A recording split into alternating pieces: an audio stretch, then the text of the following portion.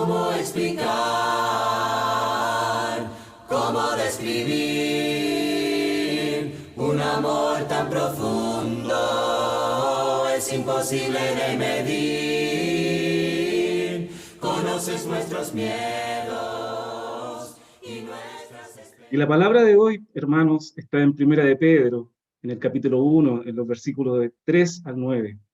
Y le invito a abrir sus Biblias para que me acompañen en esta lectura, que es Primera de Pedro, en el primer capítulo, del versículo 3 al versículo 9. Y la palabra del Señor dice así: Bendito el Dios y Padre de nuestro Señor Jesucristo, que según su gran misericordia nos hizo renacer para una esperanza viva, por la resurrección de Jesucristo de los muertos, para una herencia incorruptible, incontaminada e inmarcesible, reservada en los cielos para vosotros, que sois guardados por el poder de Dios mediante la fe, para alcanzar la salvación que está preparada para ser manifestada en el tiempo postrero, en lo cual vosotros os alegráis, aunque ahora un poco de tiempo, si es necesario, tengáis que ser afligidos en diversas pruebas, para que sometida a prueba vuestra fe, mucho más preciosa que el oro, el cual, aunque perecedero, se prueba con fuego, sea hallada en alabanza, gloria y honra cuando sea manifestado Jesucristo, a quien amáis sin haberle visto, en quien creyendo, aunque ahora no lo veáis, os alegráis con gozo inefable y glorioso, obteniendo el fin de vuestra fe, que es la salvación de vuestras almas. Queridos hermanos, primero me gustaría poner en el contexto este pasaje y el motivo que tiene el apóstol Pedro para escribir esta carta. Pedro, en el versículo 1, se dirige a los cristianos expatriados y dispersos. Estos cristianos estaban pasando por circunstancias muy difíciles, fueron rechazados, discriminados, vituperados, sufrieron una fuerte persecución por un régimen liderado por uno de los emperadores romanos más crueles de la historia, que era Nerón, quien miente y les expone a los cristianos como si fueran culpables de todas sus barbaries, y les acusa, les persigue como delincuentes. Estos cristianos son encarcelados, torturados, y muchos de ellos mueren de manera muy cruel. Muchos debieron abandonar sus propios hogares, dirigirse a otras ciudades. Muchos eran tratados como extranjeros en su propia tierra. Y en este contexto, ser cristiano y mantener la fe resulta muy difícil. El motivo de esta carta es para animar a aquellos creyentes, a aquellos cristianos, en ese momento. Es una carta de esperanza, para mantener esta esperanza en sus corazones, ya se aproximaban momentos muy difíciles de mucha persecución. En esta circunstancia, hermano, me pregunto y me trato de poner en el lugar de aquellos cristianos que estaban pasando por esas terribles dificultades. Tal vez se preguntaban por qué les ocurriría, cuándo todo esto iba a terminar. Bueno, así como también nosotros nos preguntamos cuando nos vemos apremiados por algunas dificultades, mucho menores, por supuesto, y no me quiero comparar con las dificultades extremas que estaban pasando nuestro hermano en ese tiempo. Y lo único que uno quiere escuchar en ese momento de oscuridad es un mensaje de alivio, algún amigo que te diga que esto va a pasar pronto, que esto no está tan malo, que esto va a suceder y luego pasará y todo, pasará esta tormenta y estará todo bien. Es lo típico que uno dice, ¿no es cierto? O lo que uno quiere escuchar. Tal vez es como un reflejo innato, sin ninguna razón, no tenemos ningún fundamento para decirlo. Y solo más que nada es para bajar la presión, la ansiedad, que nos tranquiliza por un leve momento. También pienso sobre el sentir del apóstol Pedro en esos momentos, la preocupación de un hermano lejano, la responsabilidad a lo mejor que él tenía de apacentar a aquellos hermanos que estaban tan lejos, y por sobre todo el gran amor que debió haberles tenido. Solo el Espíritu Santo pudo inspirar esta hermosa carta para estos hermanos. Pedro le escribió esta carta para alentarlo, decirle que su realidad espiritual era superior a cualquier cosa, que Dios tenía un propósito para cada tribulación, pero también le entregó una esperanza y fuerza para que pudieran enfrentar este tiempo que tenían que pasar. Pedro comienza esta carta con mucha esperanza y diciéndole desde el principio, en el versículo 2 dice, elegidos según la presciencia de Dios Padre en santificación del Espíritu, para obedecer y ser rociados con la sangre de Jesucristo. Gracia y paz os sean multiplicadas. Ya con esas palabras ya era de gozo y era de descanso para ellos. Y de inmediato, el versículo 3, Pedro bendice a Dios y diciendo: bendito el Dios y Padre nuestro, Señor Jesucristo, que según su gran misericordia nos hizo renacer para una esperanza viva por la resurrección de Jesucristo de los muertos. Hermanos, solo en estos versículos el apóstol Pedro fundamenta la base del Evangelio. Dios tiene misericordia que sobrepasa todo nuestro entender, y que por medio de esta misericordia y el gran amor que nos tiene, nos perdona, y por medio de la muerte y la resurrección de Jesucristo tenemos una vida nueva y podemos ser llamados hijos de Dios. También Pablo habla en este mismo concepto en su mensaje a la carta de los Efesios, en el capítulo 2, en los versículos 4 al 5, dice: pero Dios, que es rico en misericordia, por su gran amor con que nos amó, aun estando nosotros muertos en pecados, nos dio vida justamente con Cristo, y por gracia somos salvos. Por su gran misericordia, hermanos, somos renacidos. Dios nos ha dado un nuevo comienzo, una nueva oportunidad para vivir de acuerdo a sus propósitos. En la misma carta, Pedro se refiere a la base de este nuevo comienzo, en el versículo 23 del mismo capítulo. Siendo renacidos, no de simiente corruptible, sino de incorruptible, por la palabra de Dios, que vive y permanece para siempre. Cuando nacimos, físicamente, nacimos de un origen que puede corromperse, es un cuerpo humano físico, ¿no es cierto? Pero este nuevo comienzo de Dios, que Dios nos da, es de simiente incorruptible por medio de la palabra de Dios que vive en el Evangelio, que vive en nosotros. En el Evangelio de Juan, en el capítulo 3, en el versículo 3, dice: también hace referencia a esta simiente de Dios. Todo aquel que es nacido de Dios no practica el pecado, porque la simiente de Dios permanece en él, y no puede pecar porque es nacido de Dios. Somos renacidos, hermanos, bajo la simiente incorruptible de Dios, la cual permanece en nosotros. Pero Pedro continúa en el mismo versículo, que somos renacidos por una esperanza viva. La esperanza que nos habla Pedro no es una ilusión, no es un concepto, no es una expectativa como generalmente lo asocia el mundo. La esperanza que se refiere Pedro se origina en el Salvador que vivió y que resucitó. Y la esperanza viva de Pedro es Jesucristo. Y para entender esta firme esperanza y confianza que tiene Pedro, tenemos que recordar, hermanos, que Pedro caminó con nuestro Señor, aprendió directamente de Jesús, convivió con Jesús, le vio padecer y morir en la cruz.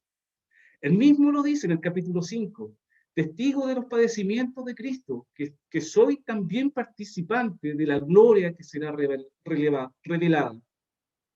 ¿Y por qué no decirlo también? Pedro le negó cuando se vio aprisionado y atemorizado.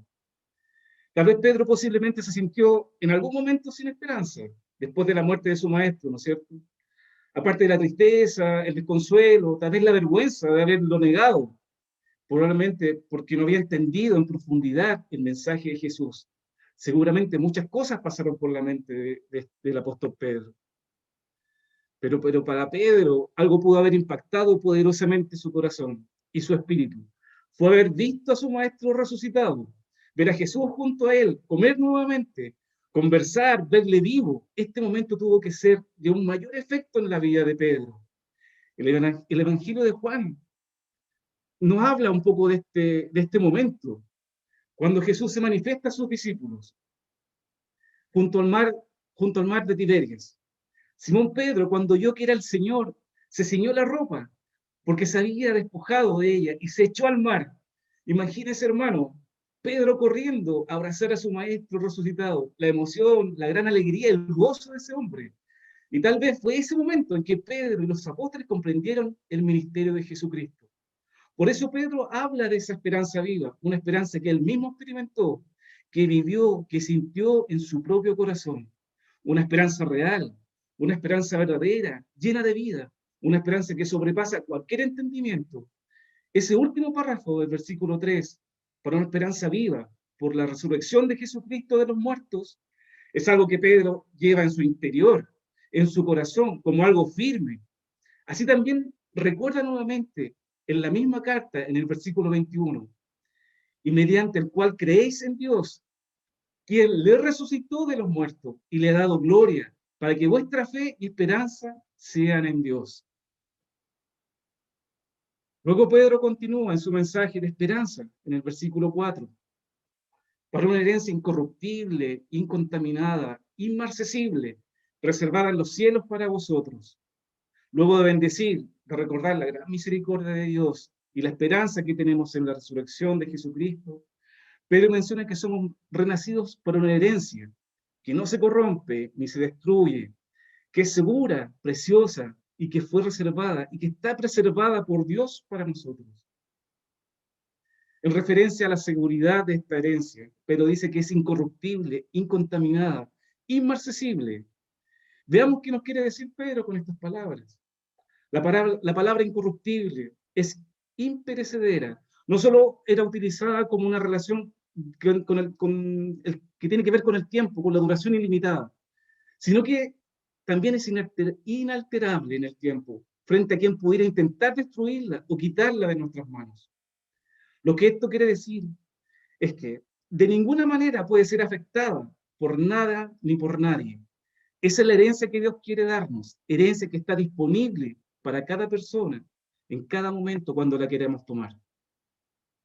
Una herencia incontaminada implica que para siempre será pura, es inmarchitable, nos habla de que su esplendor no decae. No es como una flor, la cual está hermosa hoy día y mañana ya está marchita, sino que para siempre será hermosa y preciosa. Y está reservada, hermanos, para nosotros en los cielos. Dios cuida de nuestra herencia. Entonces esta herencia siempre va a estar guardada y permanecerá inalterable para nosotros. De eso se encarga Dios Todopoderoso del universo, que la preserva en los cielos para nosotros. Es así, como nada ni nadie puede alterarla, cambiarla, quitarla de nuestras manos. Es nuestra herencia, hermanos. ¿Y en qué consiste nuestra herencia? Esta herencia, hermano, no consiste, a lo mejor son muchas cosas, puede tener muchos componentes, pero el componente más importante de todos lo podemos encontrar en los Salmos, hermano. En el Salmo 16, en el versículo 5 al 6 dice: Jehová es la porción de mi herencia y de mi copa. Tú sustentarás mi suerte, que tiene que ver con el futuro. Las cuerdas me cayeron en lugares deleitosos, y es hermosa la heredad que me ha tocado. En el Salmo 73, en el versículo 26, dice: Podrán desfallecer mi cuerpo y mi espíritu, pero Dios fortalece mi corazón. Él es mi herencia eterna. En el Salmo 119, en el versículo 111, nos dice: Por heredad he tomado tus testimonios para siempre, porque el gozo de mi corazón son el gozo de mi corazón. Según estos y de otros muchos versículos, hermanos, el componente más importante de nuestra herencia es la presencia de Dios en nuestras vidas. Ese es nuestro mayor tesoro y nuestra mayor bendición. Es por esta razón que no hay quien nos pueda quitar esta herencia, la cual permanece para siempre y no puede ser dañada. Dios en nuestra preciada herencia para toda la eternidad. Dios es puro, es santo, incorruptible, incontaminado. Él es inmarcesible y se reserva para nosotros. Como la mejor parte de esta herencia es Dios en nuestras vidas, podemos decir que ya disfrutamos de ella, pero sin embargo Pedro dice que está reservada en los cielos para nosotros. Aquí puede entenderse que la comunión que disfrutamos ahora, esta comunión en los cielos será maravillosa. Allí no habrá maldad, ni muerte, ni corrupción, ni vieja naturaleza, oponiéndose a lo espiritual. Nada interferirá en la plena comunión con nuestro Padre. La eternidad entonces será una vida eterna en presencia de quien tanto nos ama, de quien todo lo ha preparado de antemano, del Dios que no escatimó ni siquiera su propio Hijo para que tú y yo tuviéramos la oportunidad de acceder a esta herencia. Podríamos nombrar muchas cosas más sobre nuestra herencia, hermano. Pablo también menciona en la carta a los romanos el mismo contexto de las tribulaciones. En Romanos 8, en el versículo 17. Sí, hijos, también herederos de Dios y coherederos con Cristo, Si es que padecemos justamente con Él, para que justamente con Él seamos glorificados. Pues tengo por cierto que las aflicciones de este tiempo presente no son comparables con la gloria venidera que en nosotros ha de manifestarse. Hermanos, tenemos una gran herencia, somos coherederos junto con Cristo Jesús, una vida eterna de paz, de gozo, de carencia de enfermedades, carencia de dolor, y por sobre todo una relación mayor y más gloriosa con nuestro Padre. Pedro continúa con su mensaje diciendo en el versículo 5, que sois guardados por el poder de Dios mediante la fe, para alcanzar la salvación que está preparada para ser manifestada en los tiempos postreros. Aparte de todo, hermano, Dios nos protege, para que podamos recibir por completo la herencia que nos está reservada en los cielos. Dios nos cuida, su cuidado no implica ausencia de problemas, de inconvenientes o sufrimientos, pero sí la posibilidad de resistir y nos entrega la sabiduría necesaria para poder atravesar las diversas situaciones en comunión con Él y en la santidad en la cual Él nos llama a vivir. Es obvio que esta protección también depende de nosotros, ya que debemos buscar tener comunión con Dios y de su ayuda. Seremos nosotros los que mantendremos vigente la convicción de seguir firmes en la fe, a pesar de las situaciones de conflicto que podamos atravesar. Pero hermanos, para explicar esto y lo maravilloso que es esta protección, me gustaría leer el Salmo 91. Traté de buscar algunos versículos, es imposible de sacar porque es maravilloso. Y así dice el Salmo 91, en el versículo 1, dice: el que habita el abrigo del Altísimo morará bajo la sombra del Omnipotente. Diré, yo Jehová, esperanza mía y castillo mío, mi Dios, en quien confiaré. Él te librará del lazo del cazador, de la peste destructora. Con sus plumas te cubrirá, y debajo de sus alas estarás seguro. Escudo y adarga es su verdad. No temerás el terror nocturno, ni saeta que vuela de día, ni pestilencia que ande en oscuridad, ni mortandad que en medio del día destruya. Caerán a tu lado 1000, y 10.000 a tu diestra, mas a ti no llegará. Ciertamente con tus ojos mirarás y verás la recompensa de los impíos, porque has puesto a Jehová, que es mi esperanza, al Altísimo por tu habitación. No te sobrevendrá mal, ni plaga tocará tu morada, pues a sus ángeles mandará acerca de ti, que te guarden en todos tus caminos. En las manos te llevarán, para que tu pie no tropiece en piedra. Sobre el león y la aspid pisarás. Hollarás el cachorro del león y el dragón, por cuanto en mí ha puesto su amor, yo también lo libraré, le pondré en alto, por cuanto ha conocido mi nombre. Me invocará y yo le responderé, con él estaré yo en la angustia, lo libraré y le glorificaré, lo saciaré de larga vida y le mostraré mi salvación. Qué hermoso este salmo, hermano, y qué maravillosos son los cuidados de nuestro Dios. Somos guardados por el poder de Dios mediante la fe. La fe es el medio por el cual Dios nos cuida. Pedro se refiere al cuidado que Dios tiene de nuestra vida mientras estamos en este mundo. Este cuidado entonces continuará hasta la venida de Cristo, hasta el fin de los tiempos. Pero lo interesante, hermano, aquí es notar el medio que Dios utiliza. Es la fe, un regalo. Dios nos capacita, nos da acceso a muchas cosas. Lo más importante de ella es obviamente la salvación. En el Evangelio de Juan, en el capítulo 11, en el versículo 25 al 26, Jesús habla de esto.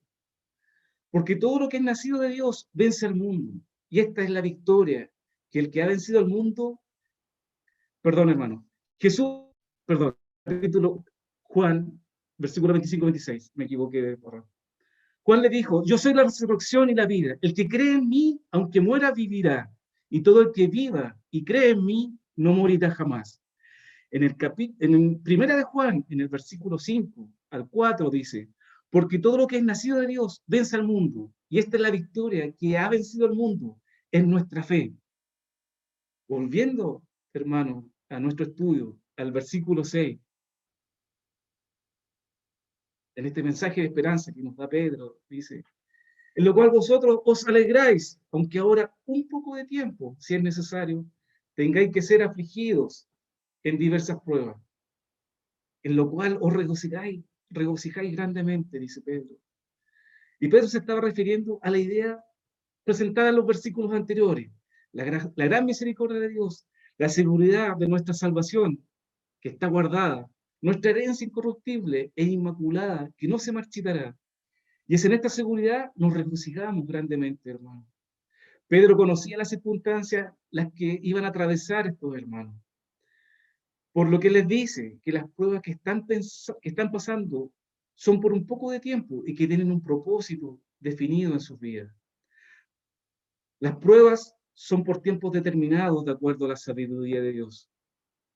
No sabemos qué es un poco de tiempo, ¿no es cierto? Tal vez para los hermanos de aquel a quien se dirigió Pedro fueron muchos años, fueron meses, tal vez semanas. Y si ponemos en expectativa el tiempo, ¿qué son un año, hermano? ¿Qué son un mes? ¿Qué son un día? ¿Qué son 20 años, hermanos, tal vez de conflicto, de tribulaciones, en relación con estar en presencia de Dios en la eternidad, hermano? No tiene relación, no tiene comparación, hermano. Pero también dice, si es necesario, tengáis que ser afligidos en diversas pruebas. Acá se presenta una condicional, si es necesario. Como comienza esta frase, ¿verdad? Y nos indica que no seremos probados sin razón, que la prueba tiene sentido y solo si la necesitamos, y solo si necesitamos pasar por ella. Sabemos entonces que la prueba es necesario en tanto en cuanto haya áreas no maduras en nuestra fe, en nuestra relación con Dios y también puede ser en nuestra relación con los hermanos o nuestro carácter como cristianos. Las pruebas tienen un propósito y es lo que Pedro explica en los siguientes versículos, en el versículo 7. Para que sometida vuestra fe, mucho más preciosa que el oro, el cual, aunque perecedero, se prueba con fuego, sea hallada en alabanza, gloria y honra cuando sea manifestado Jesucristo. Pedro comienza en el versículo 7 con esta frase, ¿para qué sometida vuestra fe? Dando a entender el propósito de las pruebas en nuestras vidas. Pedro usó un concepto muy adecuado y expresó el gran valor que tiene nuestra fe en comparación con un metal precioso como es el oro. Pedro especifica que el oro es perecedero, es terrenal, es físico, tiene un valor material y es temporal. En cambio, nuestra fe, hermanos, tiene mucho más valor y mucho más mérito para nuestro Señor. El Señor quiere que confiemos plenamente en Él. Además, Pedro nos dice que no es para un tiempo temporal, sino para la eternidad, para que nuestra fe sea hallada en alabanza cuando sea manifestado Jesucristo. Como dice Pedro, para probar el oro, para refinarlo, para purificarlo, hay que someterlo a varios procesos químicos para poder tener un producto, un metal precioso. Y por sobre todo tiene que pasar por un proceso de fundición, por hornos candentes a temperaturas de sobre 1200 grados Celsius. Esto es para lograr un metal de alta pureza, como dicen los químicos por ahí, sin contaminación. Este proceso no se trata de destruir este metal precioso, sino de extraer toda la escoria, toda la suciedad, todo lo que lo hace innoble, todo lo que lo hace despreciable, incluso disminuye su valor material. Así también nuestra fe es sometida a prueba, está siendo examinada, probada y al mismo tiempo estamos siendo purificados. Cuando Dios nos prueba hoy, nuestra fe, nuestros corazones están siendo enjuiciados, examinados, y es como si Dios nos colocara en este horno candente. El Señor no lo hace para destruirnos, ni tampoco para hacernos daños o perjudicarnos. El Señor quiere que pongamos toda nuestra confianza en Él. Él quiere limpiarnos, sacar toda nuestra escoria, todo lo que nos sirve, todo lo que tiene que ser desechado. El Señor quiere que seamos cristianos fortalecidos, maduros, preciosos para Él. Él nos transforma, nos fortalece, para que podamos lograr la imagen de Jesucristo en nosotros. Ese es el fin, hermano. Pedro nos dice en la misma carta, en el capítulo 5, dice, mas el Dios de toda gracia, que nos llamó a su gloria eterna en Jesucristo, después que hayáis padecido un poco de tiempo, Él mismo os perfeccione, afirme, fortalezca y establezca. Pero aún en los momentos más difíciles, hermanos, que pudiésemos experimentar, Dios nos dice también, no temas, yo estoy contigo y tengo algo preparado para ti. Leamos el mensaje que Dios dio a la iglesia de Esmirna en Apocalipsis, en el capítulo 2, 10, dice así: no temas en nada lo que vas a padecer. Y aquí el diablo echará a alguno de vosotros en la cárcel, para que seáis probados y tendréis tribulación por 10 días. Sé fiel hasta la muerte, y yo te daré la corona de vida. Hermanos, lo importante y lo que tiene valor y aprecio es cómo enfrentamos y el resultado de nuestras pruebas. Que nuestra fe sea comprobada, verdadera y genuina. Que nuestra confianza y seguridad esté en nuestro Dios, manteniéndonos fieles a su voluntad hasta el final. La prueba de nuestra fe tiene otra gran finalidad, pero dice que al final de los tiempos, la misma debería ser hallada en alabanza, gloria y honra. No es nuestra gloria. Nosotros glorificamos a Dios cuando sufrimos por su causa. El sufrimiento nos permite glorificar a nuestro Padre y lo glorificamos por medio de nuestra obediencia, por medio de la transformación que el Señor hace en nosotros.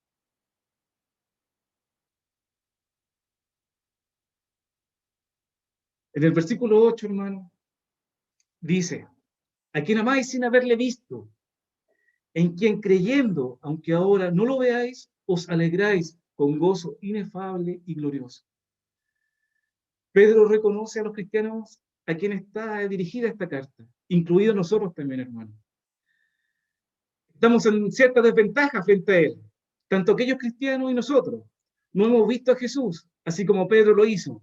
Tampoco hemos escuchado sus palabras, no hemos visto sus milagros, pero aún así le amamos y creemos en él. Esto es algo maravilloso que solo la fe nos puede brindar.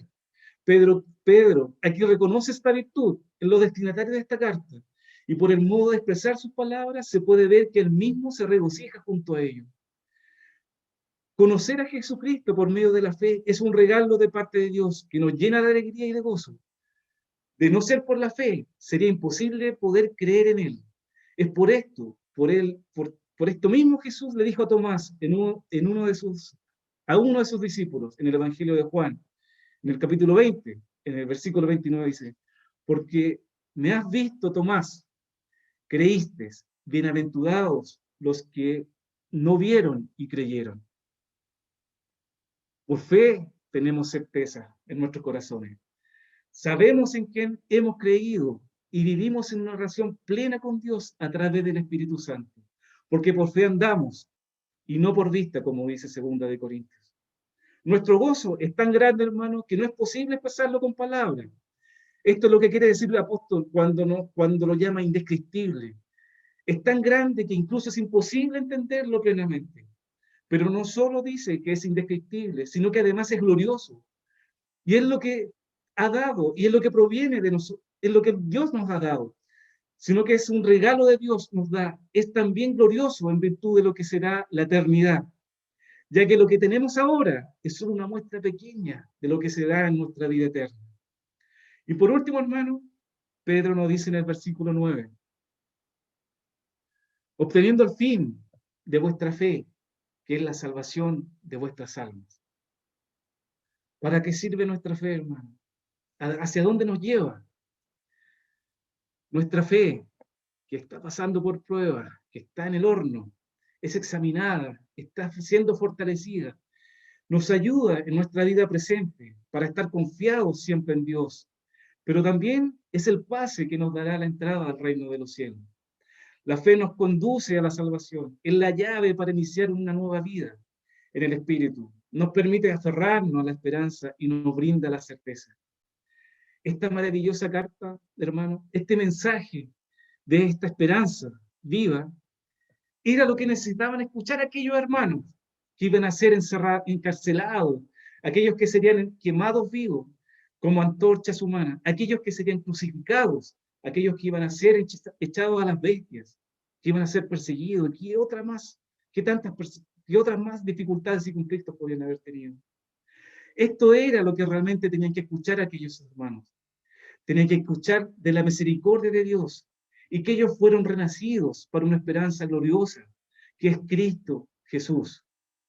Así también, hermanos, nosotros necesitamos escuchar hoy esta misma misericordia de Dios y que a través del sacrificio y la resurrección de Jesús hemos sido renacidos para una esperanza viva. Necesitamos saber en cada momento que existe algo mucho mejor preparado para nosotros en la eternidad. Así como aquellos hermanos a quien Pedro se dirigía, nosotros también hemos pasado por diversas pruebas este último año. Muchos de nosotros hemos sido muy afectados por diversas tribulaciones. Y mi afán no es comparar con los terribles padecimientos que tenían que pasar aquellos hermanos en aquel tiempo. Pero hemos tenido sufrimientos. Hay hermanos que han pasado por este horno de fuego, pasado por enfermedades terribles, hemos tenido pérdidas de familiares, hermanos que ya no están con nosotros, hemos sufrido de distanciamiento con nuestros familiares, con nuestros seres queridos.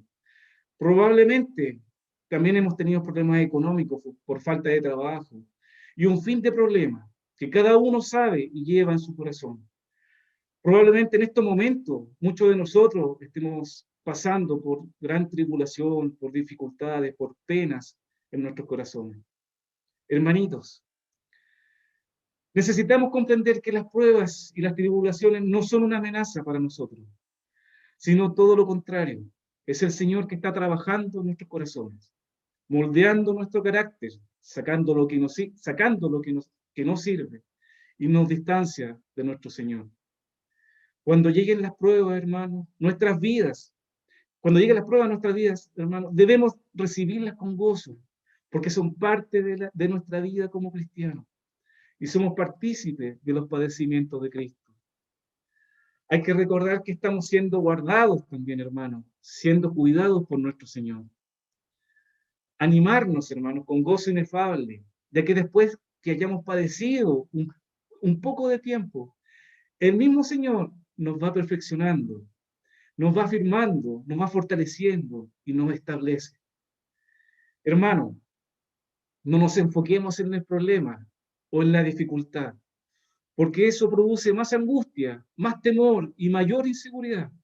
Y tampoco pongamos nuestra confianza en nosotros mismos, ni en las cosas terrenales, ni en las cosas del mundo.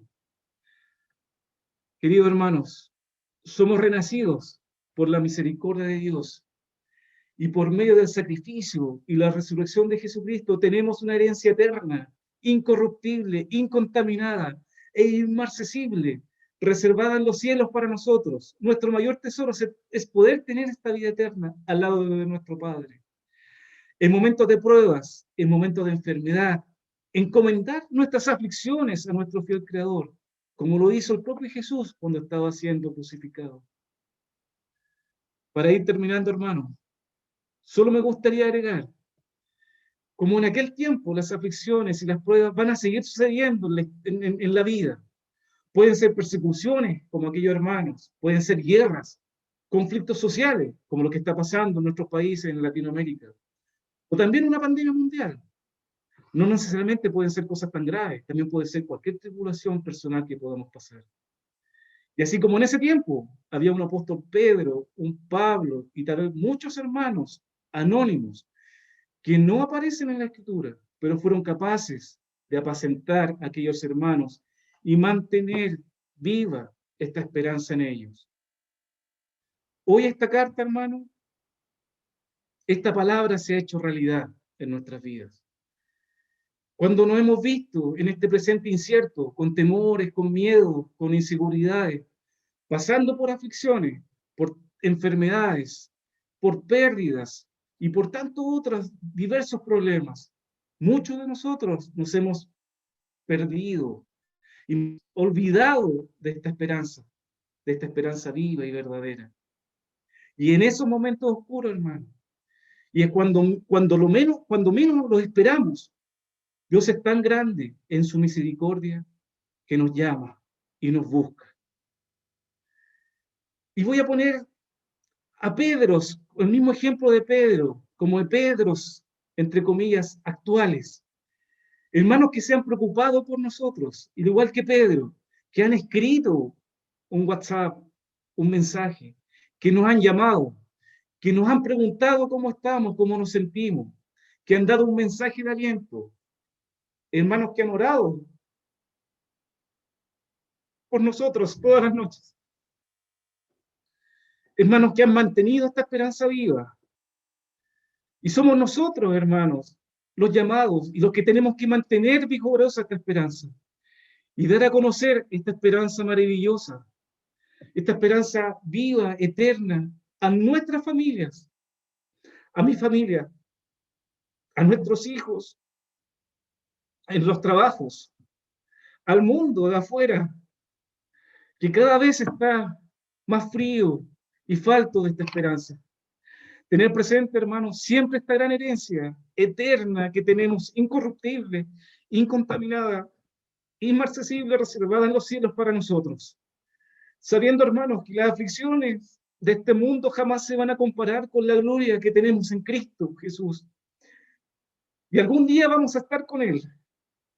Podremos mirar su rostro, abrazarle. Esa es nuestra gran esperanza, hermanos. Muchas gracias, hermanos, por su paciencia y por su atención. Y le invito a orar.